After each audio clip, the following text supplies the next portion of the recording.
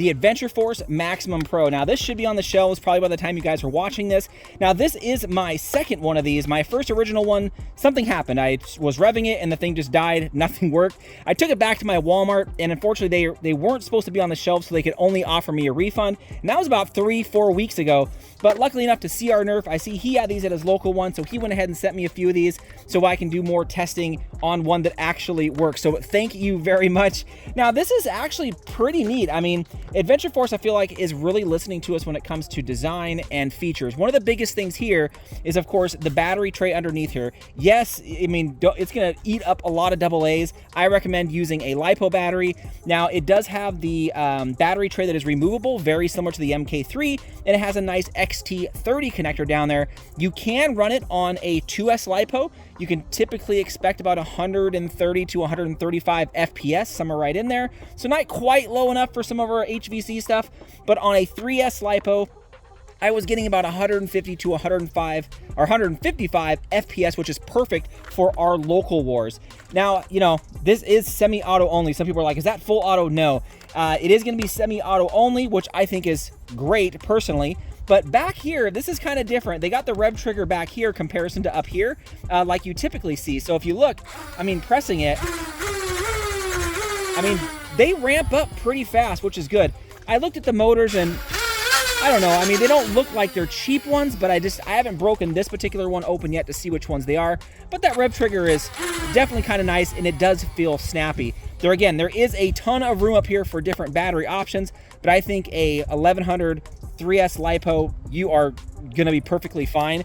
I do love the stock attachment back here. I think these stocks for the Adventure Force stuff just always look great. I've never had an issue with these. I'm like, man, they just always look good, and I want to put these on all my stuff. As far as how it feels in the hands, it's good, guys. It's like a mini SMG. I think I'm probably going to mod some of this stuff up front to give it maybe a little more slimmer profile up here and maybe extend. I don't know yet, but again, the biggest thing you guys wanted to know, it shoots about 150 to 155 FPS on a 3S, and again, with the XT30 down there, 2S, you're going to get about 135. I'm about 40 feet from that zombie. I was shooting the Adventure Force Pro Darts out of here, which are perfectly fine out of the kind of curved 12-round mags. You can actually fit about 15 in there. I mean, these are great, perfectly fine. Do I wish they were a little bit longer? Yes. Me, I use Kodas, and so they work perfectly fine. Talons work perfectly fine. I haven't had any issues.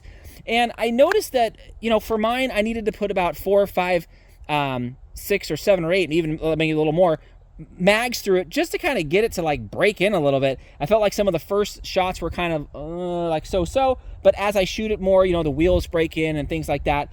So I just say, hey, this is a pretty good blaster for the price, and for semi-auto, that is typically what I prefer. So I'm going to shoot it down here again at the zombie. It's about 40 feet away. Let me know what you guys think. Here we go.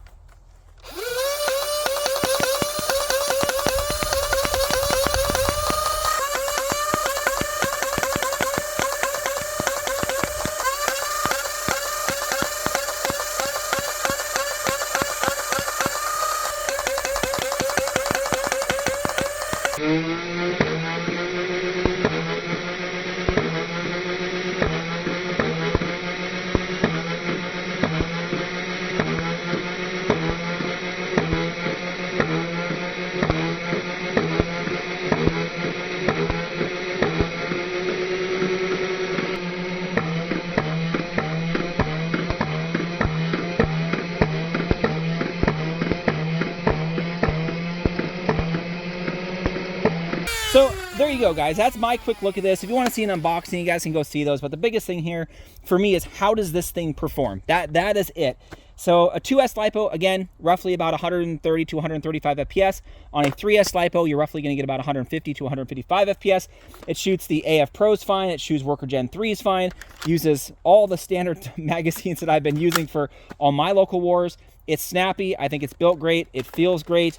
The only issue is my very first one, something died in it, but so far I've put about 60 mags through this one, and it's been shooting perfectly fine on a 3S. So let me know what you guys think of this. I am very curious. I'm very curious about what type of mods you guys would want to see for this. Anyways, let me know what you guys think. Thanks again, Fox fans.